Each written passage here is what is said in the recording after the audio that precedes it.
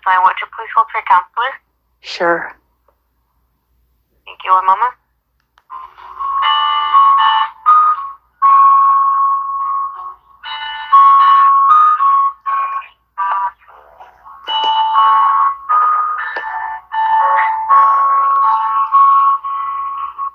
Because of the personal attention given every caller, you may experience a brief delay. Please remain on the line. A representative will assist you momentarily.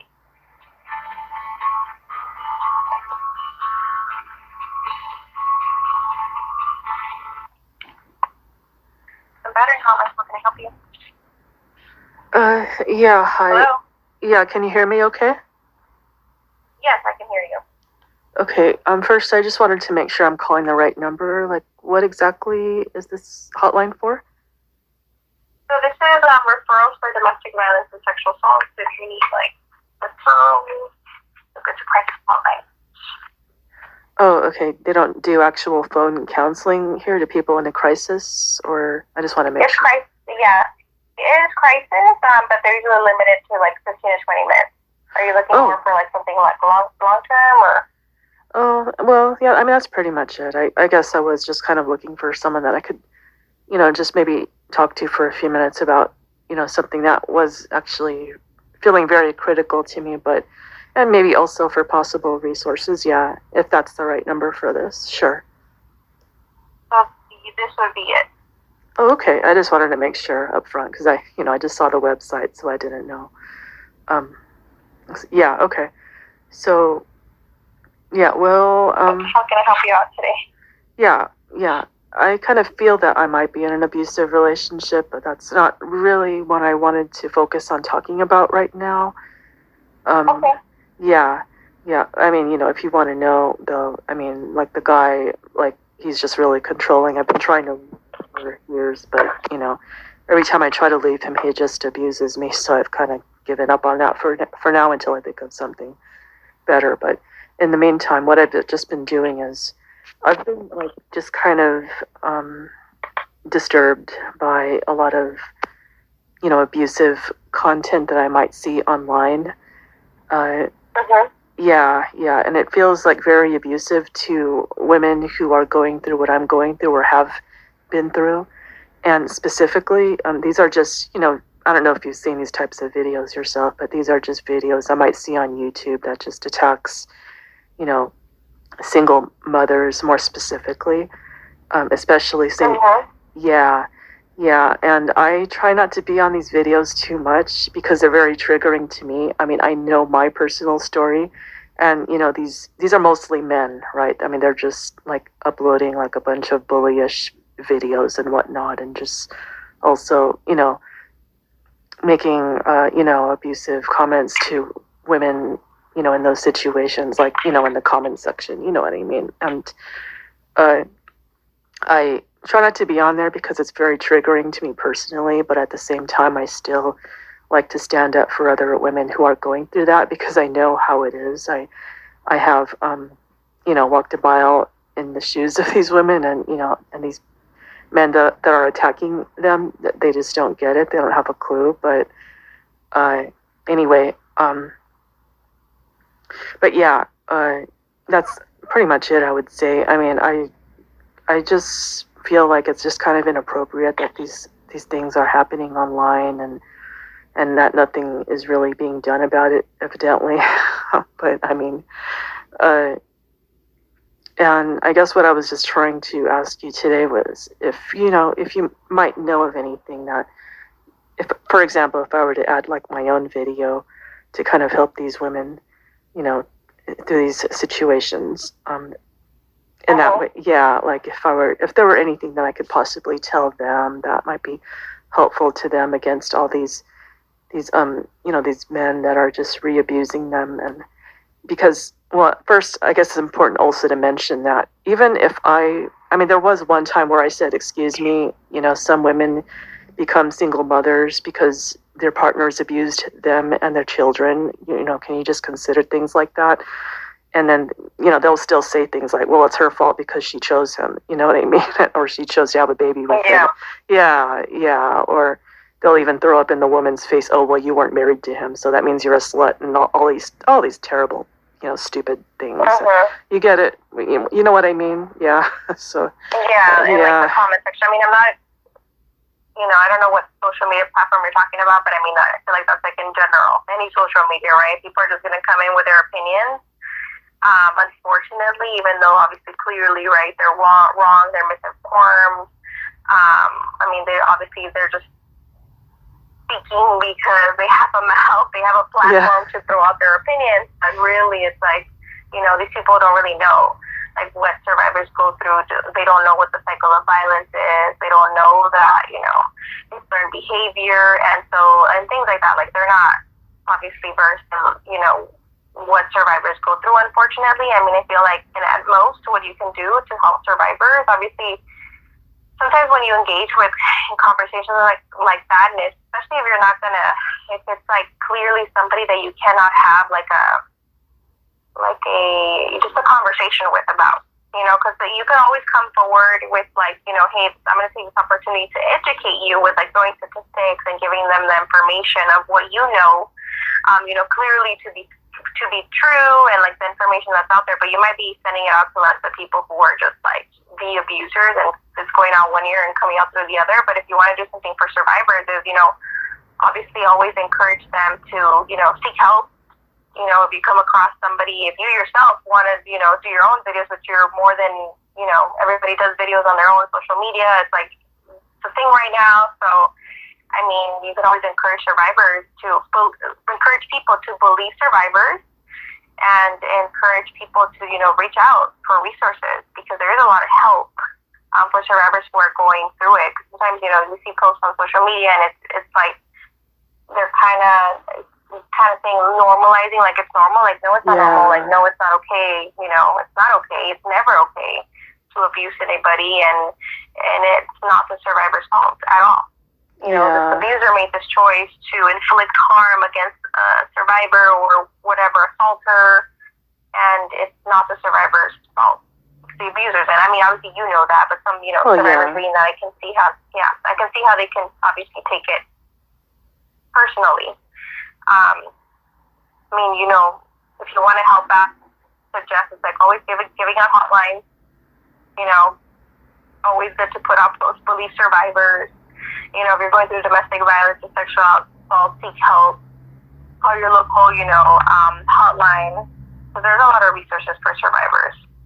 At least you're doing your due diligence. Because I mean, you can always try to educate an abuser when you're seeing these posts. Sometimes it might also trigger you. So you also have to set boundaries for yourself to like what conversations you're going to engage in. I'm all for speaking out and speaking up, but at the same time, is it also like, how are you feeling after? Are you feeling triggered? Because some of these people are just like horrible people. Yeah. So you got to also remember to be, step away when you need to, especially from social media, because sometimes responding to some of these posts is just like, it could be overwhelming, and sometimes it's like, it could just be triggering, especially if you mentioned that, you went through some stuff. It could just be like re-triggering to what maybe something you went through, or whatnot. You have to be ready for that too.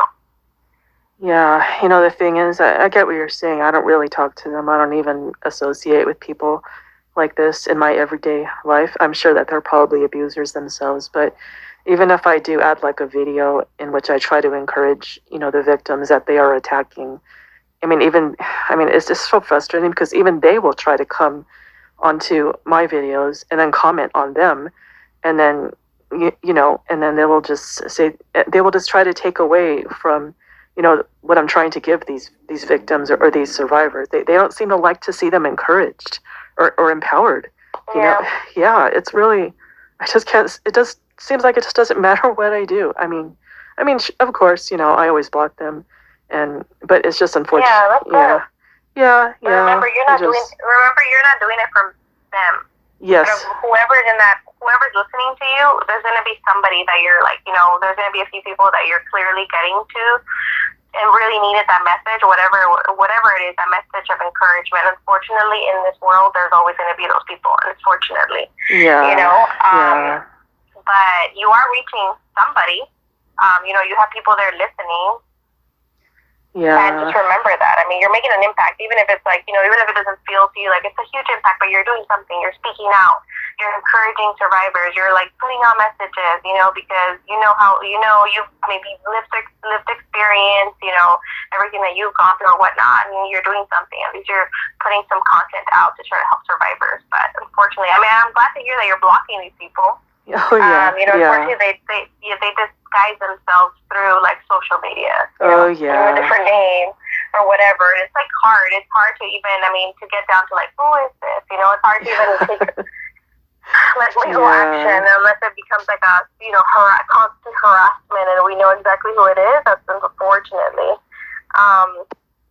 But yeah, I mean, at least right now through the pandemic, I mean, not so much recently, but at least with everybody using more of like the Zoom and whatnot, we did hear more of like, abusers like kind of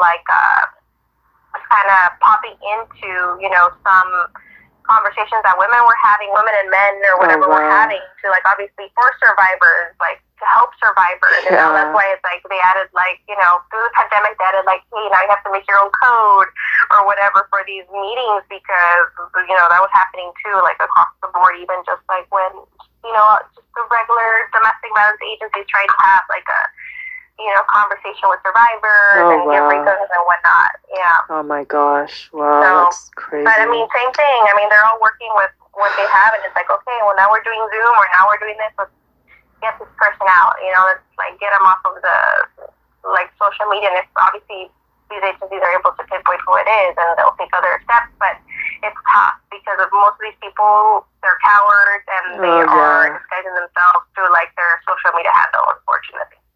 Yeah, I agree with you, absolutely. It's funny because even when I try to confront them, I know I shouldn't be getting in the habit of doing things like that, but I mean, I notice that if they like just get confronted and say, oh, okay, so like if you really are what you say you are, why don't you prove it, and things like that, like, for example, they might say, like they might try to prove, their opinion to be correct by saying, oh, well, everything I said about single mothers is correct. In fact, I have a beautiful childless girlfriend. And then, maybe someone in the comment section might say, okay, why don't you prove it then? Like, show us some photos or something. And then they can't do it. They delete their comments and stuff. So it's just, in a way, I'm kind of there, these days, just because I just want a good laugh. I agree with you. I don't think that, there's really anything that I can say to these men, to really, get them to understand,